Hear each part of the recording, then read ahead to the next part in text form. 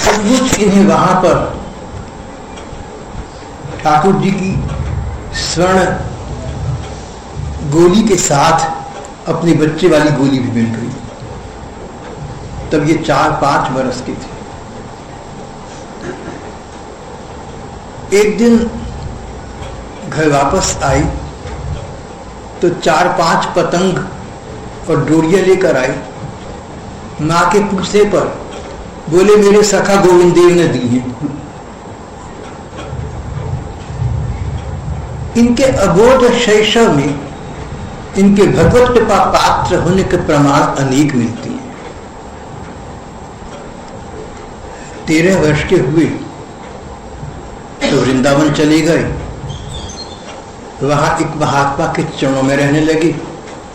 उनसे विरक्ति का वेश ले लिया और तब बालक राम प्रताप का नाम रामकृष्ण दास हो गया। बड़े होकर पंडित रामकृष्ण दास को सम्मानवश लोग पंडित बाबा के नाम से पुकारने लगी थी। इस छोटे से बालक को नाम जप का एक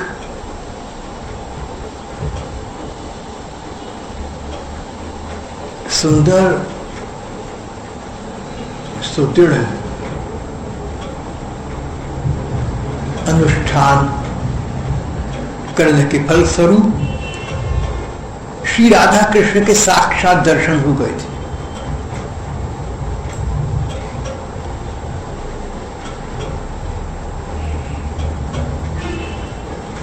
पंडित बाबा की भगवत प्राप्ति के, भगवत कृपा प्राप्ति के अनेक अनेक उदाहरण हैं। समय व्यतीत होता गया। ये तो श्री राधा कृष्ण में रत निरत होते गए और इनके पास श्रद्धालु जनों का अच्छा एक समुदाय खड़ा हो गया।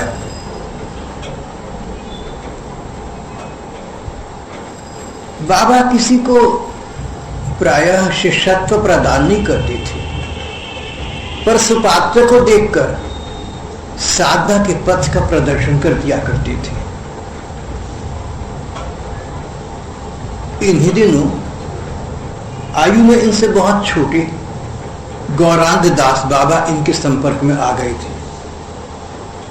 गौरांग दास बाबा का चरित्र हम पहले यहां पाठ वार्ता में कर चुके हैं। गौरांग दास बाबा की पंडित बाबा के प्रति अगाध श्रद्धा थी। दोनों इस योग्य थे। पंडित बाबा अटूट श्रद्धा के सुयोग्य पात्र थे। गौरांग दास सत शिष्य थे। जब गुरु शिष्य दोनों ही भगवत प्रेम प्रधान मिल जाएं, तो भगवत प्राप्ति में कोई विलंब नहीं हुआ करता। इनकी यही कहानी है। थोड़े से शब्दों में, दोनों प्राप्त जन थे।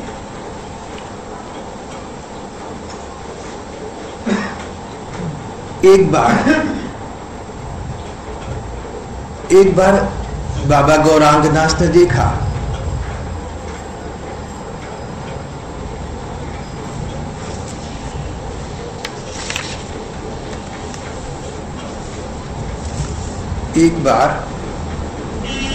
बाबा गौरांग दास ने देखा कि गुरु स्वरूप बाबा रामकृष्ण दास को केले के फूल का रसा बहुत पसंद आया है। जब केले के फूल मांगकर या मूल्य चुकाने पर भी मिल न सके, तो जहां लगे थे वहां से चोरी करके लिया।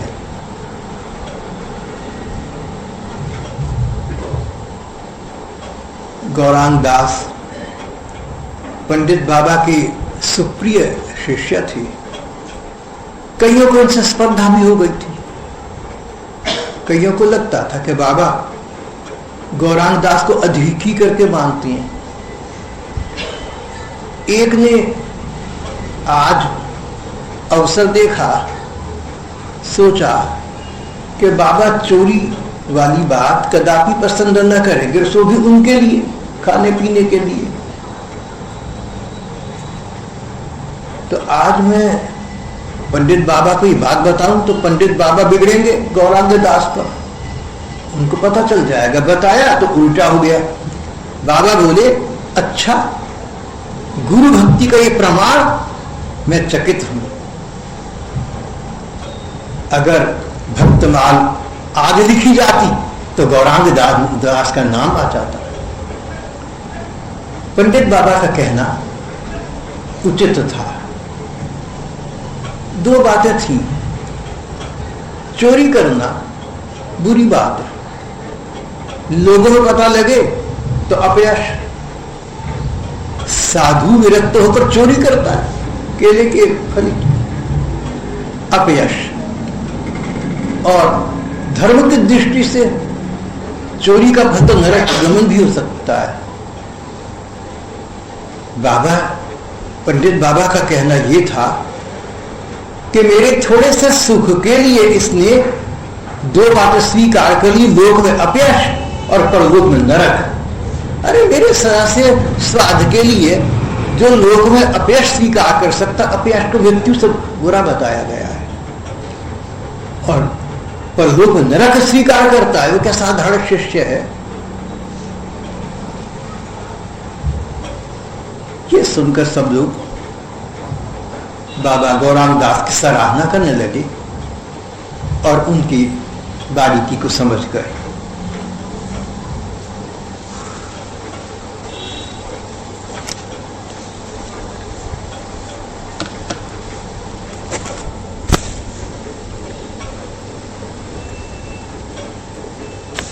और अधिक समय व्यतीत हो गया। बहुत से साधक, बहुत से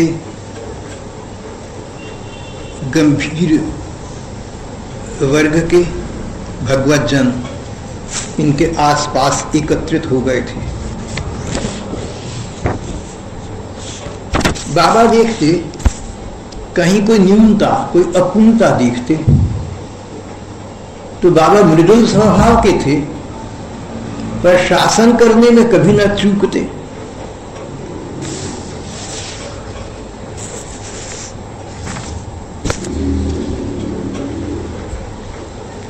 यहां तक कि पंडित बाबा के विषय में जनसामान्य में इतनी धारणा तो हो गई थी, ऐसी मान्यता तो हो गई थी कि बाबा कुछ कर्कश स्वभाव है, कुछ क्रोधी हैं, कुछ शासन अधिक ही करते हैं। और ऐसा कुछ था भी, भले ही उनका मन हृदय तो दूसरों के हित में ही थे, लेकिन खरी खोटी सुनाने में बाबा कभी चूकते नहीं थे। कोई साधारण संसार की चर्चाएं करने लगे तो बाबा उग्र हो जाते, कोई वैष्णव सदाचार के प्रतिकूल व्यवहार करे तो बाबा क्रुद्ध हो जाते।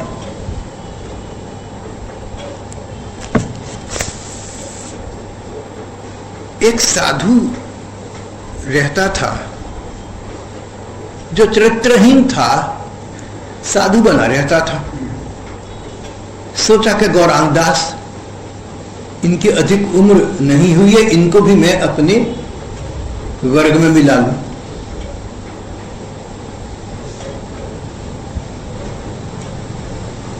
ये बनावटी साधु गौरांग दास बाबा को किसी नगर वधू के, किसी ऐसी दुष्चरित्र कन्या के पास ले गया।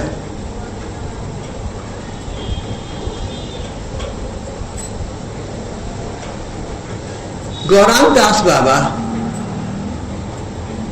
उन पर कोई कन्या का प्रभाव न पड़ा, पर उन्हें उस साधु के सत्य का पता चल गया, ये तो केवल वेशधारी है, वास्तविक नहीं है। वो उसके संग से अपने को उन्होंने दूर कर लिया। उस साधु को डर लगा कि पंडित बाबा को ये जाकर सारी बात बताएगा, अगर पहले मैं जाकर बाबा के कान भर दूं तो बाबा मेरे पक्ष में बोलेंगे। उनके पास गया, बाबा आप गौरांग दास को बहुत अच्छा समझती है ना, अब क्या कहूं मैं आपसे, कहते बड़ा संकोच होता है, छिप छिप कर ना जाने क्या क्या करता है, चरित्रहीन है, बस इतना कह सकता हूं। बाबा के क्रोध की सीमा न रही, बोले दुष्ट पापी, एक सच्चे साधु को लांछन करते लज्जा नहीं आती? जानता तेरा क्या परिणाम होगा, तू कुत्ते की तरह भौंक भौंक कर मर जाएगा एक दिन। लोग सन्नाटा छा गया। कुछ दिनों के बाद उस वेशधारी को एक पागल कुत्ते ने काटा और वो कुत्ते की तरह भौंक भौंक कर समाप्त हो गया। बाबा बोले अपने पिए का कर्म यही भोग लिया, अच्छा हो गया।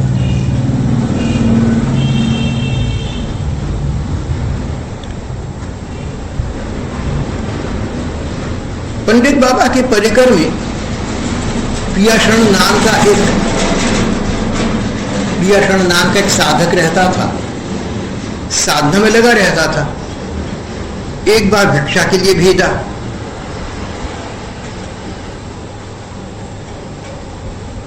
प्रियाशरण एक घर के भीतर गए, रोटी मांगी। नव विवाहिता पुत्र वधू ने उन्हें रोटी तो दे दी, पर उसके पांव का अंगूठा इनके पांव के अंगूठे से छू गया। दूसरे और तीसरे दिन भी ऐसा हुआ।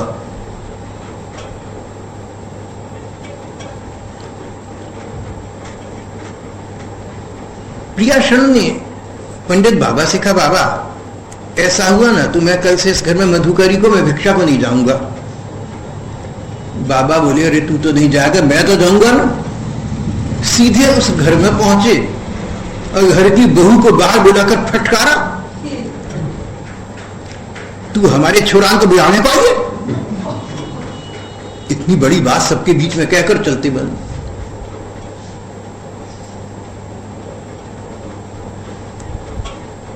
एक बार कानपुर के एक बड़े सेठ जी का शरीर शांत हो गया। सेठानी बाबा के पास अपने लड़के को लेकर आई। बोली बाबा बस हम दो रह गए, सेठ जी चली गई। बाबा बोले चले गए तो कहां भयो, तू भी जाएगी, ये भी जाएगा, इसमें क्या रोने की बात है। सेठानी को भय लगा, उसे और उसके लड़के को ऐसे कह दिया, वह चली गई। बाबा के पास फिर कभी नहीं आई।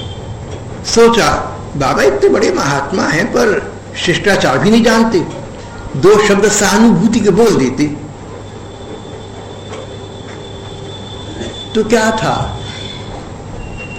ये महिला व्यवहार कुशल थी ना, गृहस्थन थी, सांसारिक थी, उसे दो शब्द सहानुभूति के बोल, यानी मन में तो ना होता कोई बात ही, ऊपर से कह देते। बड़ा कठिन है, भगवतजन को ऊपर से कोई बात करनी आती नहीं, और संसार ऊपर का है। सेठानी को बुरा लगा, अरे ऊपर से दो शब्द सहानुभूति के बोल देते। पर पंडित बाबा ऊपर से कोई बात नहीं करते थे, जो उचित समझते थे सो ही कहते थे।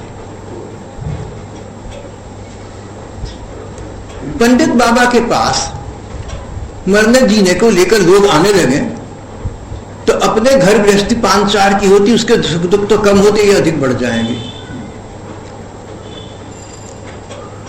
जब मैं ऐसे प्रसंग पढ़ता हूं बहुत प्रसन्न होता हूं। ऐसे प्रसंग पढ़ने में बहुत कम आती हैं, चाटुकारिता के बहुत हैं। आजकल ये साधु संत लोग हैं ना, वो आप लोगों को प्रसन्न करने के लिए आपको खूब चाटुकारिता करती हैं, आपके हाँ में हाँ मिलाती हैं, आपके हर बात प्रशंसा करती हैं। ऐसे संत साधु बहुत देखे मैंने, आप लोगों को उनकी चाटुकारिता करते देखा है और उन लोगों को आपकी सराहना करते भी देखा है। यही चाहिए। मैं तुझे मुल्ला कहूँ तो मुझे काजी कहे, लेकिन ये कल्याण मार्ग नहीं है, ये श्रेय का मार्ग नहीं है, ये प्रिय मार्ग है। हर संत साधु को जो विरक्त हो गया, बिल्कुल गृहस्थों को रोकना चाहिए कि हमारे पास घर गृहस्थी की बातें मत करो, हम इन सुख दुख से दूर जा चुके हैं। बिल्कुल रोकना। बाबा ने बिल्कुल ठीक किया, सेठानी इनका समय खराब कर दिया। अरे संसार में जन्म मृत्यु सबके लगे हुए हैं, बाबा किस किस को रोएंगे। मैंने बताया था आपको, दिल्ली का एक लड़का मुझे मिलने आया, कुछ प्रसंग चला तो बोला कि आप तो भाई साहब मेरे से भी गई बीती हैं। मैंने कहा भी वो तो मैं मानता हूं, लेकिन तूने कैसे कहा।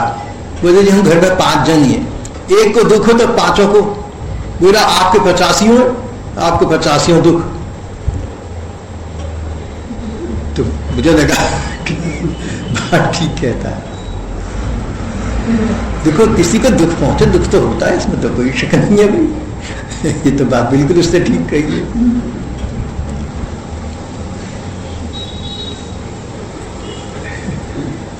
दोनों बातें अलग अलग हैं। मेरी बात तो चलो अलग है, लेकिन कोई संत साधु हूं जैसे पंडित बाबा थे, किसी का दुख सुनकर उनके मन में करुणा अवश्य जागृत। करुणा तो संतों का सहज स्वभाव है, लेकिन संसार के सुख दुखों को उनके पास आकर चर्चा का विषय बनाना, उसमें समय यापन करना नासमझी, इससे कोई लाभ नहीं है। तो संतों के पास सेठानी जाकर पति को रोवे, इससे अच्छा है सत्संग वार्ता श्रवण करे, सेठानी का समय भी अच्छा कटेगा और उसकी पति के आत्मा को शांति भी मिलेगी।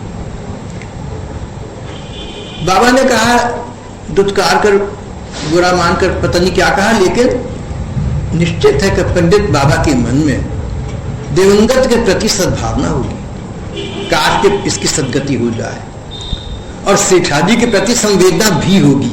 उन्होंने व्यक्त नहीं की, क्योंकि व्यक्त करने के लिए, बात करने के लिए विषय भगवान का ही होना चाहिए। मेरे विचार से जिन पंडित बाबा ने कहा कि चले गए तो कहा भाई तू भी जाएगी, ये भी जाएगा तेरा लड़का,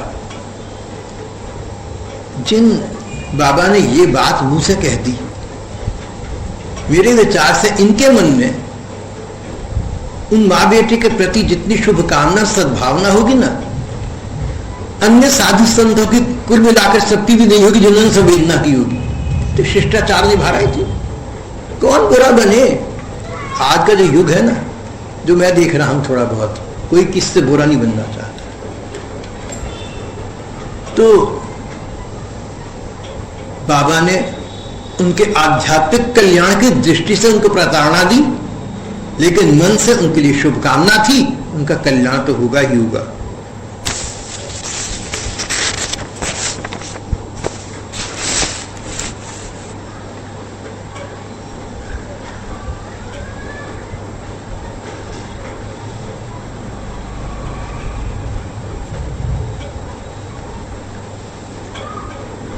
एक परदेसी वृंदावन आया, उसने अनेक स्थलियों के दर्शन किए, फिर बाबा के पास भी आया, बोला बाबा बहुत देख लिया वृंदावन। अरे सारी स्थलियां एक जैसी है ना, मंदिर भी एक जैसे, बहुत देख लिए। तो बाबा कल मैंने देश जाना है। बाबा औंधे हो गए, बोले तो तेने मेरो माथो खरीद दी, देश जा भाड़ में जा, हमें क्या कर दूंगा। बड़े स्पष्टवादी थे, बोले तू देश में जा या भाड़ में जा, मुझे क्या मतलब है, मुझे क्यों कहने आया, मेरा मत वक्त बर्बाद कर। बाबा बड़े स्पष्ट सच्चे थे, बहुत सच्चे थे, स्पष्टवादी थे। वृंदावन में एक महात्मा है, मुझे भैया भैया कहती हैं, बड़े हैं बहुत हमसे प्रकार से। एक आया, कहता जी महाराज जी क्या कहूं, वृंदावन ने ऐसी कृपा मेरे पे, बस जाने को दिल ना करे। बोले भाई फिर दोबारा कब आओगे, जब आपकी आज्ञा होगी, जब इच्छा होगी जी प्रभु की, जब आपकी कृपा होगी आ जाऊंगा। बोले भैया वो महाराज जी कहने लगे मेरी कृपा तो तेरे पे अभी, तू मत जा, तू यही बैठ जा, क्या जाके करेगा। तो घबराया, मुझे बहुत अच्छा लगा। और महाराज जी का ये कहना कि ठीक है, ये कहता जब आपकी कृपा होगी बुलावा आएगा, बस आ जाऊंगा। बोले मेरी तो कृपा अभी और बुलावा आ रहा, तू बैठा रहे। नहीं बैठा, भाग लिया।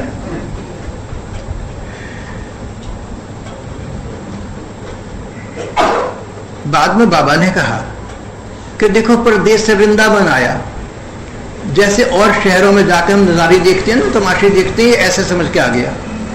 इसको ये अकल नहीं है कि वृंदावन की जो स्थलियां हैं, मान लो कि सब एक जैसी भी हैं, तो जितनी अधिक में जाओगे तुम्हारा मन उतना अधिक आध्यात्मिक सुख पाएगा।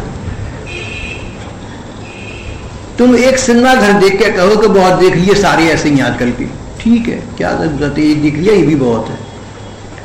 लेकिन वृंदावन के मंदिरों को, समाधि स्थलियों को, भजन स्थलियों को, संताश्रमों को यमुना जी के नीर तीर को। कोई कहे कि देख लिए, थोड़े बहुत देख लिए, समझ आ गया सब एक जैसे हैं। अरे भैया एक जैसे तेरे मन को तो सुख देंगे ना, तेरा परलोक तो सुधारेंगे, तेरे संस्कार तो बनाएंगे, ये कोई साधारण सांसारिक वस्तुएं तो नहीं है। उस व्यक्ति में समझ नहीं थी। अब परदेश से आया, समय लगाया, पैसा लगाया, लेकिन पूरा लाभ ना उठाया।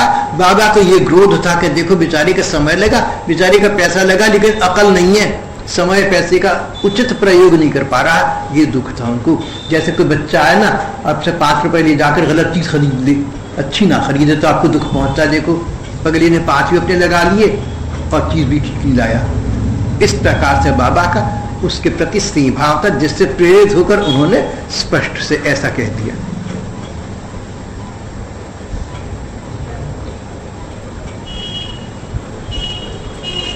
पंडित बाबा के पास जो लोग साधना मार्ग के विषय में जानने के लिए आते, बाबा के पास बहुत से लोग आते थे।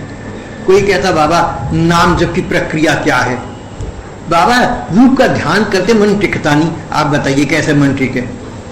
कोई कहता बाबा लीला चिंतन कैसे करें कि अधिक समय तक मन लगा रहे। साधना संबंधी प्रश्न करती तो बाबा उनसे कतराते नहीं थे, उनको समय देते,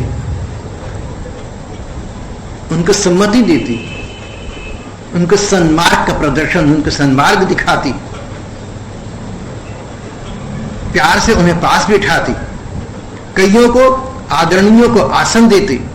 पर जो लोग कोई सांसारिक वार्ता करने के लिए आते उन्हें पास फटकने नहीं जाते। एक दिन एक व्यक्ति आया, पहले तो पास आया, फिर बड़ा प्रणाम किया, फिर बोला दर्शन करने आया था। दर्शन करने आया था जी, महाराज जी नाम सुना, दर्शन करने आया। पंडित बाबा बोले ठीक है। पास में उनके एक श्रद्धालु बैठे थे, ललित मोहन गोस्वामी, बोले कह दी दर्शन है गए जाए। ठीक है, दर्शन करने आया था, हो गए दर्शन, चला जाए। बार बार कहने पर भी वह नहीं गया, और जब गया तो दूसरे दिन फिर आ गया। इसी प्रकार बार बार कहने पर फिर नहीं गया, जब गया तो तीसरे दिन फिर आ गया। तीसरे दिन बोला महाराज जी देखो मैं तो आपके पास क्यों आऊं, मेरे दिन में बड़ा दुख है। उसने सांसारिक दुखों की सूची सुना दी, ये दुख वो दुख। बोला कृपा करो बाबा, मैं तो आपकी कृपा के लिए आया। बाबा ने आज किसी से नहीं कहा, स्वयं उसको फटकार कर भगा दिया। ऐसी पैनी दृष्टि से देखा कि दोबारा वो फटके नहीं।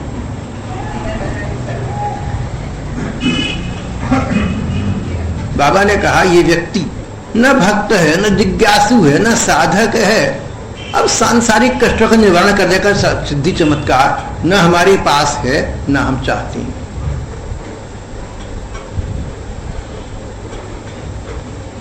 पंडित बाबा ने किसी को दीक्षा नहीं दी, पर उनके शिष्य बहुत थे। ये विचित्र वाक्य है। बाबा ने किसी को शिष्यत्व प्रदान नहीं किया। हमारी प्रणाली है गुरु शिष्य परंपरा। कोई महात्मा, कोई संत किसी व्यक्ति को, किसी श्रद्धालु को शिष्य बनाते हैं तो उसका एक तरीका बना हुआ है। हवन होता है, मंत्रोच्चारण होता है, गुरुदेव शिष्य के कान में कोई मंत्र बतलाते हैं, बहुत कुछ प्रक्रिया है। पंडित बाबा ने एक भी शिष्य न बनाया, किसी के कान में मंत्र न दिया, कहीं किसी को दीक्षा न दी। पर आश्चर्य की बात, कितने ही लोग कहते थे कि हम पंडित बाबा के शिष्य हैं। वो अपने को बाबा का शिष्य मानते थे, कहते थे बाबा ने हमें दीक्षा नहीं दी, मंत्र नहीं दिया, वेश नहीं दिया, लेकिन बाबा जो बातें बताते हैं हम उनके अनुसार चलते हैं, उनसे हमें मानसिक चैन मिलता है, भगवान के पथ प्रशस्त होता है। तो बाबा माने ना माने, शिष्य तो उनके हैं। देखो कई पीछे पड़ गए।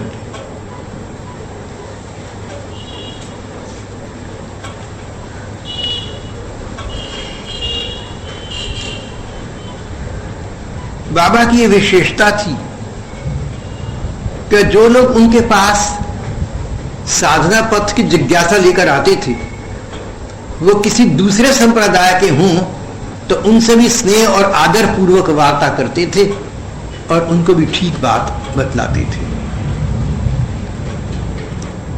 पंडित बाबा विशाल हृदय के व्यक्ति थे, उदार थे, भक्त थे, संत थे, ऐसा करते थे, बहुत अच्छा करते थे। हमारे लिए ये बातें आदर्श है, उदाहरण है, लेकिन कठिन है।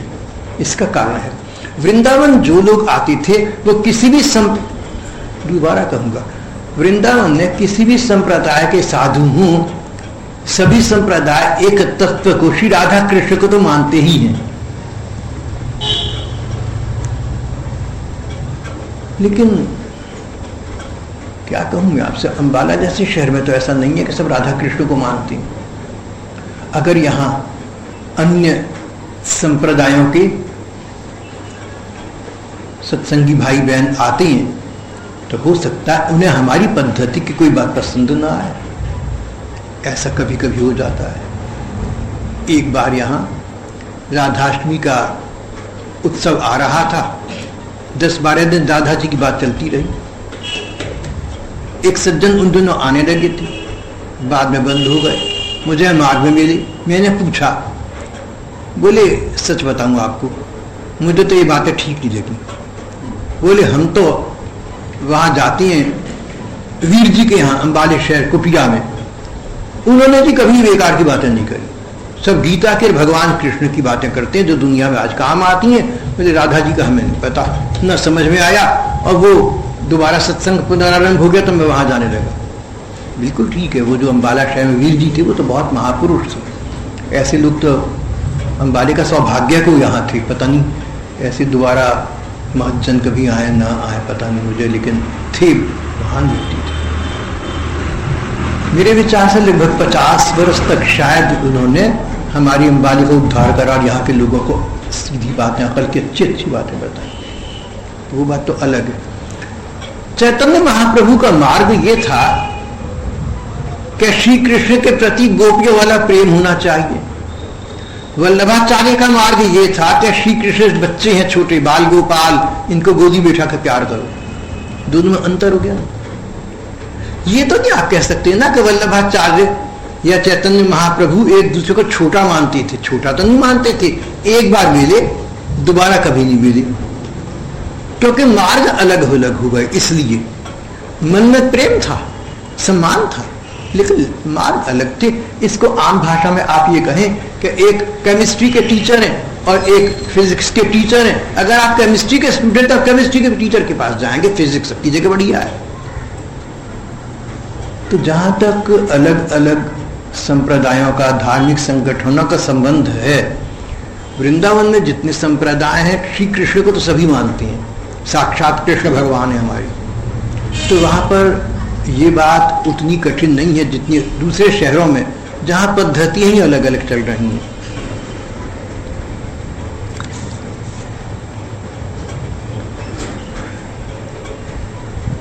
बड़े बड़े लोग, छोटे मोटे लोग, सब प्रकार के लोग पंडित बाबा के संपर्क में आकर उनको गुरु मानकर शिष्यत्व पर चल रही थी।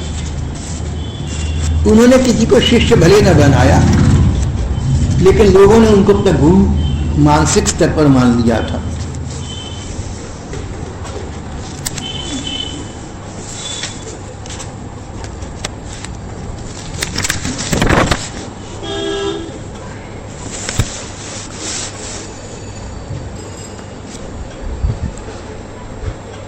बाबा को कभी कभी लगता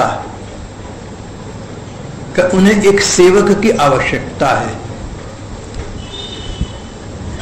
आयु बढ़ गई थी, अस्वस्थता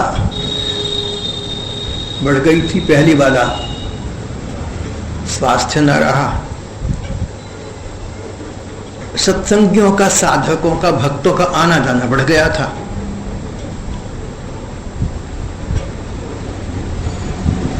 एक दिन कृपा सिंधु दास नाम के एक साधु बाबा, इनसे उम्र में बहुत छोटे थे, इनके पास आए और बाबा ने पहचान लिया कि ठाकुर सेवा में, संत सेवा में, परोपकार में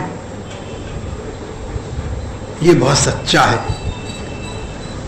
ऐसा लगा कि कृपा सिंधुदास बाबा वैष्णवता की सेवा की मूर्ति है।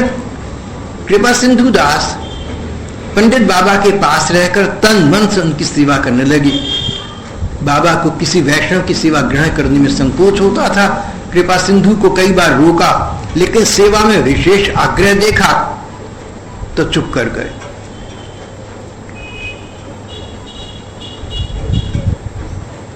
फिर तो जल्दी ऐसी स्थिति आ गई कि कृपा सिंधु दास बाबा पंडित बाबा के साथ एक परछाई की भांति रहने लगी, उनकी सेवा करने लगी, मानो उनके अभिन्न अंग बन गए हों। कृपा सिंधु दास की श्री कृष्ण के प्रति भावना कांता भाव की थी। श्री कृष्ण परमपति है, प्रियतम है, जीव तो उनका भोग्या, उनका तो सेवा का पात्र है। बाबा कृपा सिंधु दास को बच्ची कहकर बुलाया करते थे। बच्चा, बच्चा, बेटा, वत्स, भैया, ऐसा नहीं कह, बच्ची। संभवतः बाबा चाहते थे कि उनके इस संबोधन को सुनकर कृपा सिंधु दास को अपने स्वरूप का बोध रहे। कृपा सिंधु दास नाम के साधु को ये बात याद रहे कि बच्ची यानी श्री कृष्ण की सेविका है, उसमें अपने पुरुष देह का कोई अभिमान शेष न रहे। बाबा बच्ची कहकर बात कर बड़े प्यार से पुकारते थे। बात ये थी कि इस बच्ची ने बाबा की इच्छा अनुसार न जाने कितने स्तोत्र, श्लोक, स्तुतियां, ठाकुर जी के पद इत्यादि रट लिए थे। बाबा की बताई रीति के अनुसार दिन में 8 बार ठाकुर जी की 8वें यान 8 समय की लीला का स्मरण करते थे। लीला स्मरण में इतना अभ्यस्त हो गए थे, पर समय समय पर बाबा की सेवा भी करते थे। उनकी ये द्विविध भावना देखकर मानसिक स्तर पर ठाकुर की सेवा में पीछे नहीं हटे और शारीरिक स्तर पर बाबा की सेवा में खरे उतर रहे थे। बाबा ने देखा तन मन का ये समन्वय, बड़े प्रसन्न हुए। इसीलिए बाबा ने उनकी ये योग्यता देखकर उन्हें अपने पास रहने की आज्ञा दी थी। बाबा अंतर्मना रहते थे, बाबा का लीला में अभिनिवेश था, पर कार्यक्रम के अनुसार प्रातः लगभग 2 बजे उठ जाते, दोपहर 2 बजे तक नाम जप और लीला स्मरण में लगी रहती। नाम जप के समय कभी कभी आवश्यक बातचीत किससे कर लेते थे, पर लीला स्मरण में जब व्रत होते तब कोई बात नहीं करते थे। मंत्र जप करने से पहले बाबा श्री राधा कृष्ण के चरण चिन्हों को मस्तक से लगाती थी। जब भी वो जप करते, नियमित जप करते, तो ठाकुर ठकुराइन के चरणों को मस्तक से लगाती। लीला स्मरण के समय 12 घंटे उनकी वृत्ति एकांतिक मौन और चिंतन की रहती थी। 12 घंटे देखिए।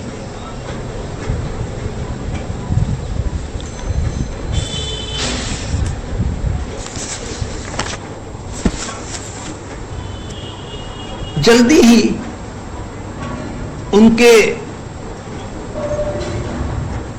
शिष्य सरीखे कृपा सिंधु दास भी अपने गुरु स्वरूप बाबा की भांति लीला स्मरण में लीन होकर सब सुध बुद्ध खो बैठने लगी।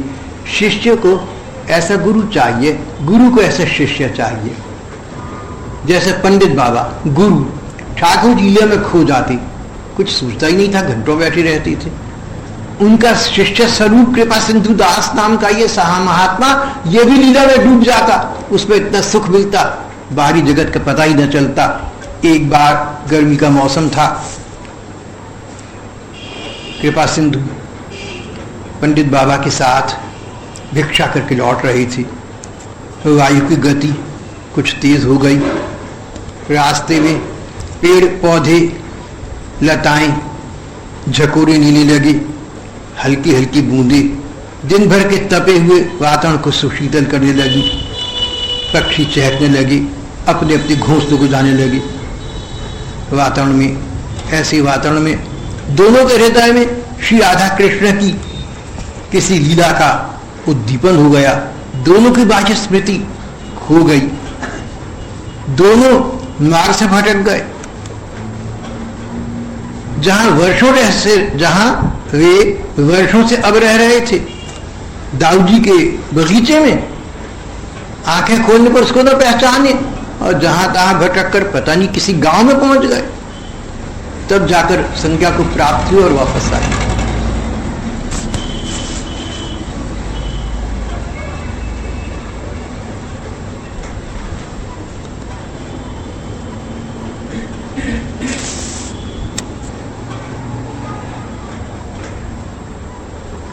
अब तो बाबा के अंतरंग जन मिलकर बाबा के पास बैठ जाते। प्रातः 3 बजे के लगभग उठ जाते। संध्या के समय पूरा दिन संध्या के समय पूरा दिन भजन स्मरण के बाद भिक्षा के लिए जाते।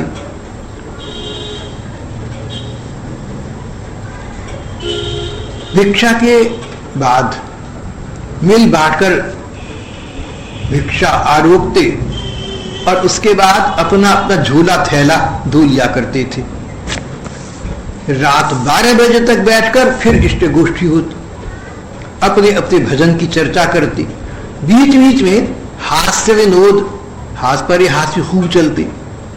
बाहर के लोग इस गोष्ठी में सम्मिलित न हो सके, इस उद्देश्य से नित्य एक स्थान पर न जुटकर कभी कहीं जमा होते।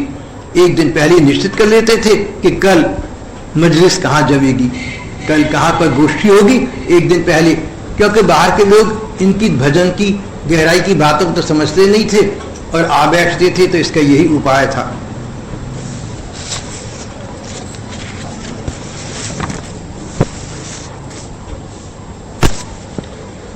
एक दिन भिक्षा से लौट रहे थे।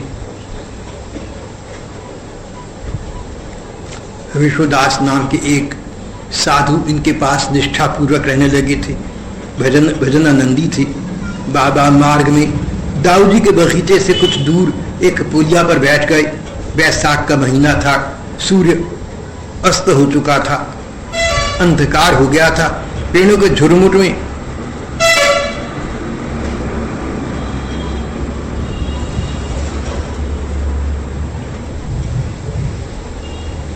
बैरागियों के झुंड जहां तहां वापस जाते ही दिख रहे थे।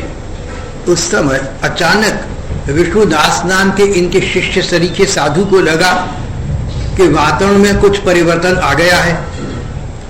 सब ओर एक विशेष शांति, एक विशेष प्रेम की मधुरता स्थापित हो गई है। ऐसा लगा कि किसी दिव्य फूलों की महक आ रही है, दिव्य सुगंध से दिशाएं महक उठी है, शीतलता छा गई है। आश्चर्य हुआ उन्हें। बोले बाबा ये क्या, गर्मी का वातावरण बदता सा जान पड़ रहा है, शरद ऋतु की सी शीतलता आ गई, बसंत की सी फूलों की महक लग रही है। बाबा हंस पड़े, बोले यही सच्चा वृंदावन है। वृंदावन का आज वास्तविक स्वरूप उसका दर्शन तुझे हो गया।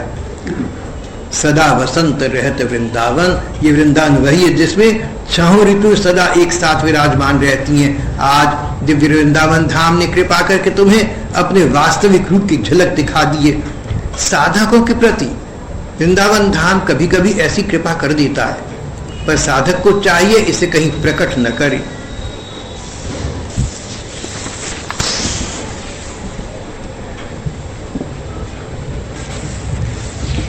पंडित बाबा तीक्ष्ण बुद्धि के थे, पर अपने अध्ययन और अनुभव का प्रयोग किसी के ऊपर अपना मत लादने के लिए कभी नहीं करते थे।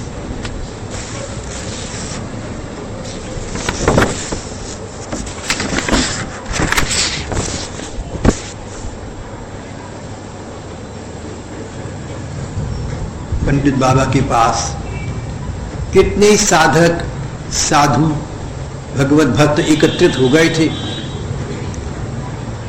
सब मिलकर ठाकुर ठाकुरान की चर्चा किया करते, दिव्य वृंदावन की महिमा का वर्णन करते और इस प्रकार एक दूसरे को अपनी आध्यात्मिक अनुभूतियों से अवगत कराते। इनकी टोली, इनका वर्ग, इनकी मंडली मानो एक छोटा वृंदावन ही, एक दिव्य वृंदावन यहाँ प्रकट हो गया है। शेष प्रसंग कल